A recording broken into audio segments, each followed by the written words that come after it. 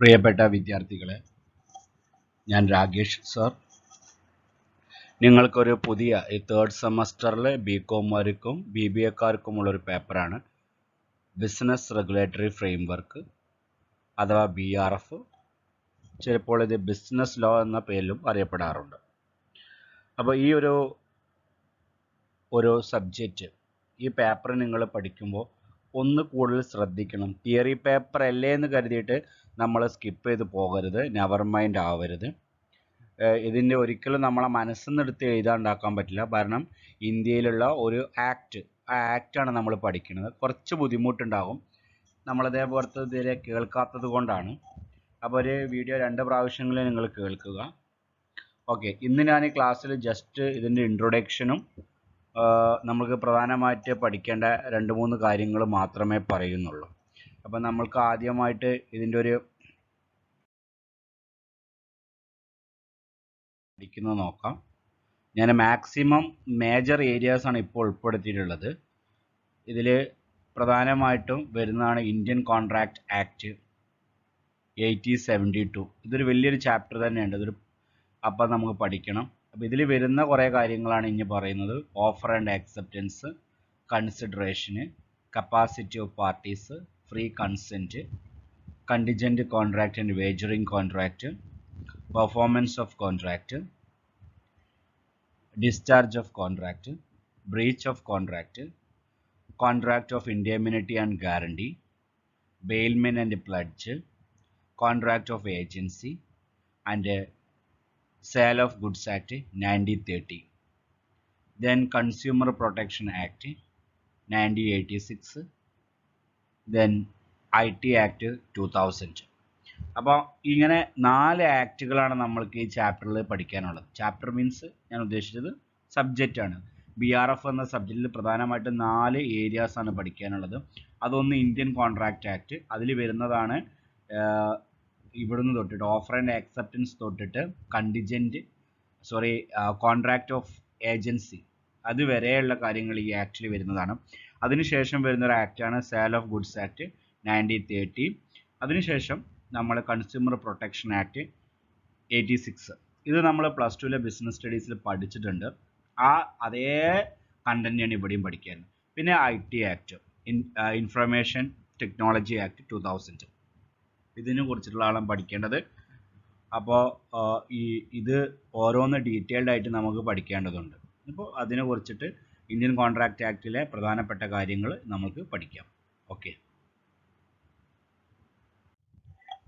Indian contract act 1872 most important ഒരു ഭാഗമാണ് contract എന്ന ടേം.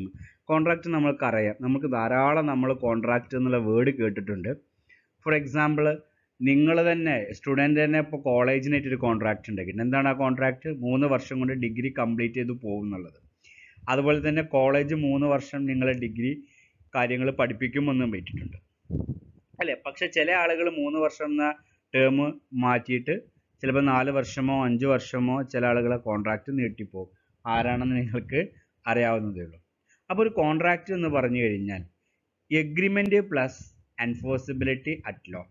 പരീക്ഷയ്ക്ക് ചോദിക്കാൻ ഇത് മാത്രം എഴുതിയാൽ നിങ്ങൾക്ക് ഫുൾ മാർക്ക് കിട്ടില്ല. ഇവിടെ പറഞ്ഞ ഈ സ്ലൈഡ് കാണിച്ച എല്ലാ കാര്യങ്ങളും നിങ്ങൾ എഴുതിയാൽ മാത്രമേ നിങ്ങൾക്ക് ഫുൾ മാർക്ക് കിട്ടുള്ളൂ കോൺട്രാക്റ്റ് എന്ന്. ഇപ്പം നമ്മളൊരു ഫുഡ് ഉണ്ടാക്കുകയാണെങ്കിൽ ആ ഫുഡല്ല നമ്മൾക്ക് നേരിട്ട് കാണിച്ചു തരിക. ഫുഡ് ഉണ്ടാക്കുന്നതിന് മുമ്പ് നമുക്കതിൻ്റെ ഇൻഗ്രീഡിയൻസ് കാണിക്കും. അപ്പോൾ ഈ കോൺട്രാക്റ്റിൻ്റെ ഇൻഗ്രീഡിയൻസ് ആണ് എഗ്രിമെൻറ്റും എൻഫോഴ്സിബിലിറ്റി അറ്റ് ലോയും. ഞാൻ നിങ്ങൾക്ക് സിമ്പിളായിട്ട് കോൺട്രാക്റ്റ് എന്താണെന്ന് പറഞ്ഞു തരാം.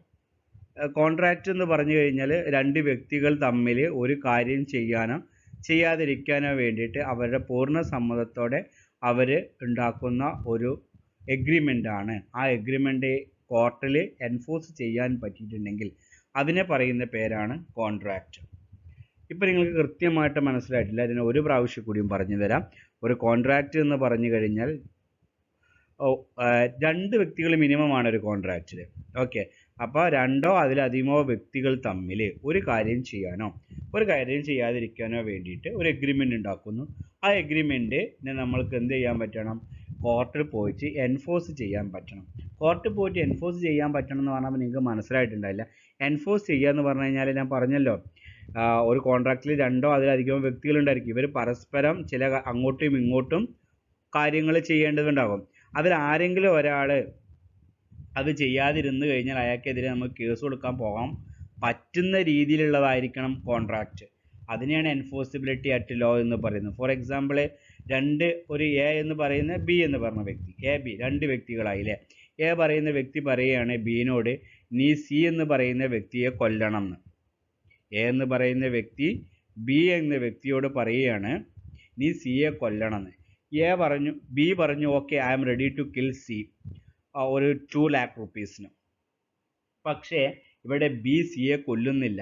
അങ്ങനെയാണെങ്കിൽ എക്ക് കോടതിയിൽ കേസ് ഫയൽ ചെയ്യാൻ പറ്റുമോ? ബിക്കെതിരെ ഒരിക്കലും പറ്റില്ല. കാരണം ഒരാളെ കൊല്ലാൻ ഇന്ത്യയിൽ എന്തില്ല, ലോ ഇല്ല. അപ്പോൾ അത് എൻഫോഴ്സിബിലിറ്റി ഉണ്ടോ? ആ കോടതിയിൽ ആ കേസ് വാദിക്കാൻ പറ്റുമോ? പറ്റില്ല.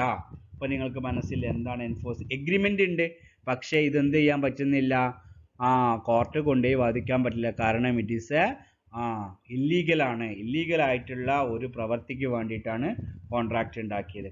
ഇനി തിരിച്ച് എ എന്ന് പറയുന്ന വ്യക്തി ബി എന്ന വ്യക്തിക്ക് ഒരു കാറ് വിൽക്കാന്ന് വെച്ചിട്ടുണ്ട്. അതിൻ്റെ കളറ്, അതിൻ്റെ എമൗണ്ട് എല്ലാം എ എന്ന് പറഞ്ഞു ബിന് മുന്നിൽ കാണിച്ചു കൊടുത്തു. ബിക്ക് ഇഷ്ടപ്പെട്ടു. അയാൾ പറഞ്ഞു ഓക്കെ ഞാൻ ഇന്ന ഡേറ്റിൽ ഇത്ര രൂപ നിങ്ങൾക്ക് തന്നിട്ട് കാറ് മേടിക്കാം. അപ്പോൾ ഇന്ന ഡേറ്റിൽ എത്തിയിട്ട് ഇയാൾ ഈ 2 ലക്ഷം രൂപയാണ് കാറിന് പറഞ്ഞെങ്കിൽ 2 ലക്ഷം രൂപ കൊടുത്താൽ എ ആർക്ക് കൊടുക്കണം? കാറ് ബിക്ക് കൊടുക്കണം. പക്ഷേ എ കൊടുക്കുന്നില്ല. അങ്ങനെയാണെങ്കിൽ ആർക്ക് കേസ് ഫയൽ ചെയ്യാം? ബിക്ക് ആർക്കെതിരെ കേസ് ഫയൽ ചെയ്യാം? എക്കെതിരെ കേസ് ഫയൽ ചെയ്യാം. അതിനെയാണ് നമ്മൾ എൻഫോഴ്സിബിലിറ്റി അറ്റ് ലോ എന്ന് പറയുന്നത്. നമുക്ക് എൻഫോഴ്സ് ചെയ്യാൻ പറ്റും, കോടതിയിൽ പോയിട്ട് വാദിക്കാൻ പറ്റും. വാദിക്കാൻ പറ്റുന്നില്ലെങ്കിൽ അതെന്തായിട്ട് മാറും? കോൺട്രാക്റ്റ് ആയിട്ട് മാറില്ല. വാദിക്കാൻ പറ്റുന്നില്ലെങ്കിൽ അത് കോൺട്രാക്റ്റ് ആകില്ല, അതൊരു ഇല്ലീഗൽ കോൺട്രാക്റ്റ് ആയിരിക്കും. ഇപ്പോൾ വളരെ ക്ലിയർ ആയി നിങ്ങൾക്ക് മനസ്സിലായില്ലേ? അപ്പം നമ്മൾ ഇനി അടുത്തതിലോട്ട് പോവുകയാണ്. ഇതിൻ്റെ എന്താണ് എഗ്രിമെൻ്റ് എന്ന് പറയാം. എഗ്രിമെൻറ്റിൽ പ്രധാനമായിട്ട് 2 പാർട്ടികളാണുള്ളത്, ഒന്ന് ഓഫററും ഒന്ന് ഓഫറിയും. അപ്പോൾ എഗ്രിമെൻ്റ് എന്ന് പറഞ്ഞു കഴിഞ്ഞാൽ അതിലൊരു ഓഫറും ഉണ്ടായിരിക്കും, അതുപോലെ തന്നെ ഒരു ആക്സെപ്റ്റൻസ് ഉണ്ടായിരിക്കും. ഈ രാജുവിൻ്റെ എക്സാമ്പിളിലേക്ക് വന്ന് നിങ്ങൾക്ക് ഈ പറഞ്ഞ കാര്യങ്ങൾ കൃത്യമായി മനസ്സിലാവും. അതായത് ഇതിൻ്റെ 1ാമത്തെ ഭാഗമാണ് പറയുന്നത്. 2ാമത്തെ ഭാഗം നിങ്ങൾക്ക് ഞാൻ പറഞ്ഞു തന്നു എന്താണ് എൻഫോഴ്സിബിലിറ്റി അറ്റ് ലോ. 1ാമത്തെ കാര്യമായ എഗ്രിമെൻ്റാണ് ഞാൻ പറയാൻ പോകുന്നത്. എഗ്രിമെൻ്റ് എന്ന് പറഞ്ഞു കഴിഞ്ഞാൽ ഓഫർ അല്ലെങ്കിൽ ഓഫറിൻ്റെ മറ്റൊരു പേരാണ് പ്രപ്പോസൽ പ്ലസ് ആക്സെപ്റ്റൻസ്. ഒരു എഗ്രിമെൻറ്റ് 2 ആളുകളുണ്ടായിരിക്കും, ഓഫറർ ഉണ്ടായിരിക്കും, ഓഫറി ഉണ്ടായിരിക്കും. ഇതിന് പറയുന്നതിന് മറ്റൊരു പേരാണ് പ്രോമിസർ, രണ്ടാമത്തെ വ്യക്തിയുടെ പേര് പ്രോമിസി എന്ന് പറയുന്നു. ഇവിടെ നോക്കുക, Raju offer to sell his Maruti car to Mohan for ₹3 lakh and Mohan agrees to pay Raju 3 lakh for the Maruti car. ഇവിടെ എന്താ പറയുന്നത്? രാജു എന്ന് പറയുന്ന ആൾ അയാളുടെ കാർ എന്ത് ചെയ്യുന്നു? ഓഫർ ചെയ്യുന്നു. ആർക്ക്? മോഹന് വേണ്ടി. എത്ര രൂപയ്ക്ക്? 3 ലക്ഷം രൂപയ്ക്ക്. അപ്പം നമ്മൾ ഈ എഗ്രിമെൻറ്റിലേക്ക് നോക്കുക. ഓഫർ എന്ന് പറയുന്നത് ഓഫർ പ്ലസ് ആക്സെപ്റ്റൻസ് അല്ലേ? ഇവിടെ എന്താണ് ഓഫർ എന്ന് പറയുന്നത്? രാജു ഓഫർ ചെയ്തു സ്വന്തം കാറ് 3 ലക്ഷം രൂപയ്ക്ക് വിൽക്കാമെന്ന്. ആർക്ക്? ബിക്ക്. മോഹൻ എന്ത് പറഞ്ഞു? ഈ ഓഫർ ഞാൻ സ്വീകരിച്ചു. അപ്പോൾ ആക്സെപ്റ്റൻസ് ആയി. അപ്പോൾ നിങ്ങൾക്ക് മനസ്സിലായ ഒരു എഗ്രിമെൻ്റ് എന്ന് പറഞ്ഞു കഴിഞ്ഞാൽ അതൊരു ഓഫർ ഉണ്ടായിരിക്കും. ഈ എക്സാമ്പിൾ ഓഫർ എന്താണ്? കാറ് വിൽക്കുക.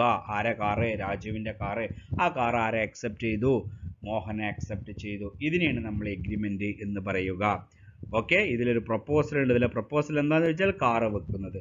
അപ്പോൾ ഇവിടെ പറയും രാജു ഈസ് കോൾഡ് ഓഫറർ, അല്ലെങ്കിൽ മറ്റൊരു പേരാണ് പ്രോമിസർ. മോഹൻ ആരെ പേരിൽ അറിയപ്പെടും? ഓഫറി അല്ലെങ്കിൽ പ്രോമിസി എന്നറിയപ്പെടും. ഓക്കെ, അപ്പോൾ എഗ്രിമെൻറ്റിൻ്റെ ഒരു ഭാഗം കഴിഞ്ഞു. അപ്പോൾ എഗ്രിമെൻറ്റിൽ ഏറ്റവും ഇമ്പോർട്ടൻ്റ് ആയിട്ടൊരു ഭാഗമാണ് കോൺട്രാക്റ്റിലെ ഏറ്റവും ഇമ്പോർട്ടൻ്റ് ഭാഗമാണ് എഗ്രിമെൻറ്റ്. അത് നമ്മൾ പറഞ്ഞു. എൻഫോഴ്സിബിലിറ്റി നമ്മൾ ഓൾറെഡി പറഞ്ഞു കഴിഞ്ഞു. നമുക്ക് കോർട്ട് പോയി കഴിഞ്ഞിട്ടുണ്ടെങ്കിൽ അത് വാദിച്ചിട്ട് ആരെങ്കിലും ഒരാൾ ഡീഫോൾട്ട് വരുത്തി കഴിഞ്ഞാൽ അയാൾക്കെതിരെ നമ്മൾക്ക് കേസ് ഫയൽ ചെയ്യാൻ കോർട്ട് ആ എഗ്രിമെൻറ്റ് നൽകുന്ന റൈറ്റാണ് എൻഫോഴ്സിബിലിറ്റി അറ്റ് ലോ. ഇനി കുറച്ച് കാര്യം കൂടി പറയുന്നത് നന്നായിട്ട് കേട്ടു നോക്കുക. എ എന്ന് പറയുന്ന ആൾ invites B go for a cinema. B accept the invitation. ബിനെ എന്ത് ചെയ്തു? ഒരു സിനിമ കാണാൻ വിളിച്ചു. ബി എന്ത് ചെയ്തു? ഓക്കെ എന്ന് പറഞ്ഞു. പക്ഷേ ഇതിൻ്റെ അടുത്ത് വിളിച്ച സമയത്ത് ബി വന്നില്ല, അങ്ങനെയാണെങ്കിൽ ഒരിക്കലും ഈ കേസ് അങ്ങോട്ട് കൊണ്ടുപോകാൻ പറ്റില്ല. കോടതിയിൽ കൊണ്ടുപോകാൻ പറ്റുമോ? കോടതിക്ക് കൊണ്ടുപോകാൻ പറ്റില്ല. അപ്പോൾ ഇങ്ങനത്തെ കോൺട്രാക്റ്റ് നമ്മൾ സോഷ്യൽ കോൺട്രാക്റ്റ് എന്നും അല്ലെങ്കിൽ മോറൽ കോൺട്രാക്റ്റ് എന്ന് പറയാം. അതിനൊന്നും എന്തില്ല, എൻഫോഴ്സിബിലിറ്റി ഇല്ല.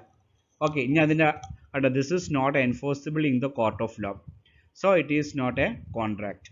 ബട്ട് ഇനി മറ്റൊരു കാര്യം പറയുകയാണ്, A agree to sell his house for ₹1 lakh and B and B accept this offer is a contract. It is enforceable in the court of law.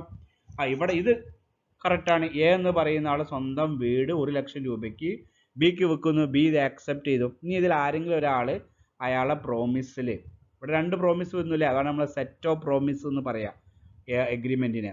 2 പ്രോമിസുകൾ വന്നില്ലേ. എന്താണ് ഒരു പ്രോമിസ്? എ എന്ന് പറയുന്ന ആൾ അയാളുടെ വീട് ബി എന്ന ആൾക്ക് വെക്കുന്നു. ബീൻ്റെ പ്രോമിസ് എന്താണ്?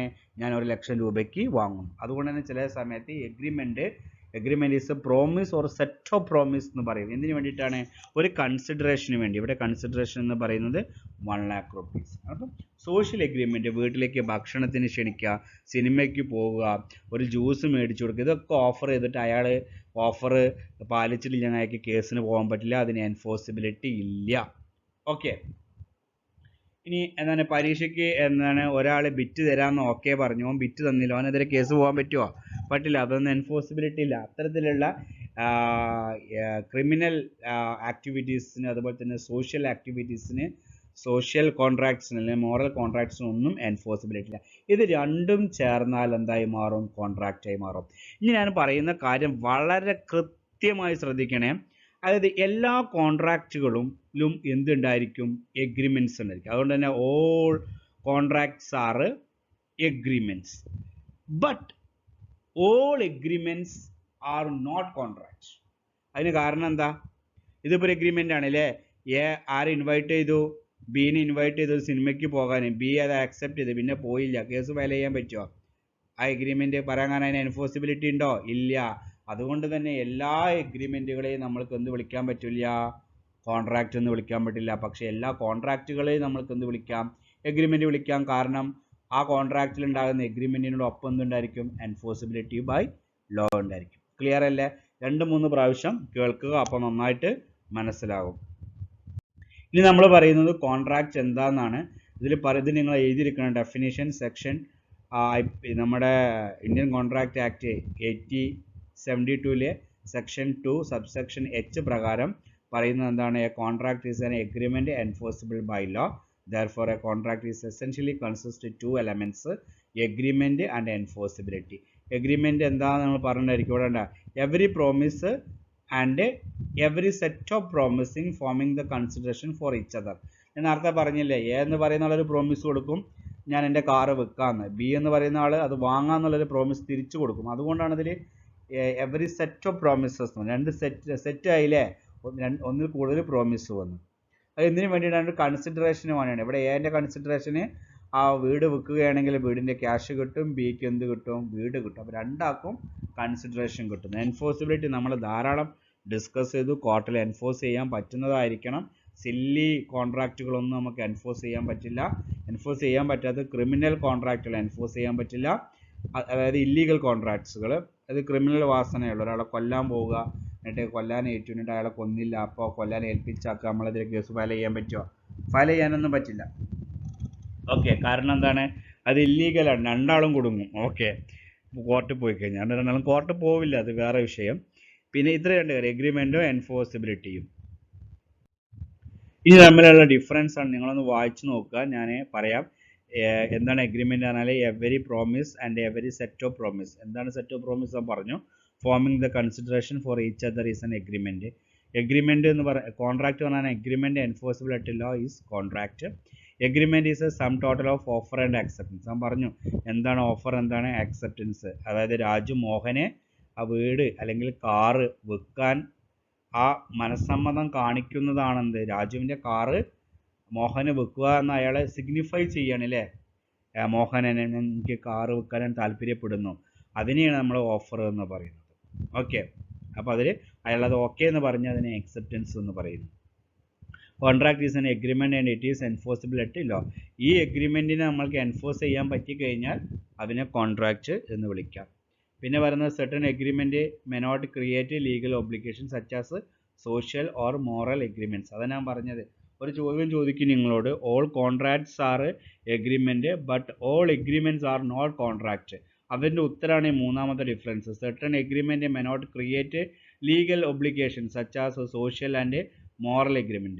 എന്താണ് സോഷ്യൽ ആൻഡ് മോറൽ എഗ്രിമെൻറ്റ്സ്? നേരത്തെ ഞാൻ പറഞ്ഞ വീട്ടിലെ ഭക്ഷണത്തിന് ഇൻവൈറ്റ് ചെയ്യുക, അല്ലെങ്കിൽ സിനിമയ്ക്ക് പോകാൻ ഇൻവൈറ്റ് ചെയ്യുക, ഇതൊന്നും ആരെങ്കിലും ഒരാൾ അയാളുടെ കോൺട്രാക്റ്റിൻ്റെ ഭാഗമായിട്ട് പെർഫോം ചെയ്തിട്ടില്ലെങ്കിൽ ആ കോൺട്രാക്റ്റ് അവനെ സിനിമയ്ക്ക് വിളിച്ചിട്ട് വന്നില്ല, അപ്പോൾ അതിന് കേസ് ഫയൽ ചെയ്യാൻ പറ്റുമോ? പറ്റില്ല, അതിന് എൻഫോഴ്സിബിലിറ്റി ഇല്ല. അതുകൊണ്ടാണ് എല്ലാ എഗ്രിമെൻറ്റുകളും നമ്മൾ എന്ത് വിളിക്കാത്തത്? കോൺട്രാക്ട്സ് വിളിക്കാത്തത്. പക്ഷേ എല്ലാ കോൺട്രാക്റ്റുകളെയും നമ്മൾക്ക് എന്ത് വിളിക്കാൻ പറ്റും? എഗ്രിമെൻറ്റ് വിളിക്കാം. കാരണം അതിൽ എഗ്രിമെൻറ്റ് നമ്മൾക്ക് എൻഫോഴ്സ് ചെയ്യാൻ പറ്റുന്നത് കൊണ്ട്. While on the other hand, all contract necessarily create legal obligation. അപ്പോൾ ഇത്രയേ ഉള്ളൂ ഇന്നത്തെ കോൺട്രാക്റ്റ് എന്താണെന്നും കോൺട്രാക്റ്റിൻ്റെ മോസ്റ്റ് ഇമ്പോർട്ടൻ്റ് ഭാഗമാണ് എഗ്രിമെൻറ്റും എൻഫോഴ്സിബിലിറ്റിയും. എഗ്രിമെൻറ്റ് എന്ന് പറഞ്ഞു കഴിഞ്ഞിട്ടുണ്ടെങ്കിൽ നമ്മൾക്കറിയാം അതിൽ ഓഫറും ആക്സെപ്റ്റൻസും ഉണ്ടായിരിക്കും. ഓഫറും ആക്സെപ്റ്റൻസും ചേർന്നാണ് ഒരു എഗ്രിമെൻറ്റ്. അതായത് ഒരാൾ ഒരു കാര്യം വിൽക്കാമെന്ന് വേറെ ആളോട് പറയുന്നു, അയാൾ അത് ഓക്കെ ആണ് ആക്സെപ്റ്റ് ചെയ്യുന്നു, അത് നിയമപരമായിട്ട് അതിനൊരു പ്രശ്നമില്ലെങ്കിൽ അത് കോർട്ടിൽ നമുക്ക് എൻഫോഴ്സ് ചെയ്യാൻ പറ്റുന്നുണ്ടെങ്കിൽ അത് എൻഫോഴ്സിബിലിറ്റി ഉണ്ടാവും. അപ്പോൾ ഈ എഗ്രിമെൻറ്റും എൻഫോഴ്സിബിലിറ്റിയും ചേരുമ്പോൾ എന്തായി മാറുന്നതൊരു കോൺട്രാക്റ്റായി മാറും. അത്രയേ ഉള്ളൂ. 2-3 പ്രാവശ്യം കേൾക്കുക. ഡൗട്ടുള്ളവർ എന്നോട് പേഴ്സണലി ചോദിക്കാം. ഓക്കെ, ഇത് നമ്മൾക്ക് നേരിട്ട് ക്ലാസ്സിൽ അവതരിപ്പിക്കുമ്പോഴാണ് കൂടുതൽ ഭംഗിയാവുക. എനിഹൗ ഞാൻ ആകെ 2 സ്ലൈഡുള്ളൂ, നന്നായിട്ട് ഇതൊന്ന് കേൾക്കുക. Okay, thank you very much.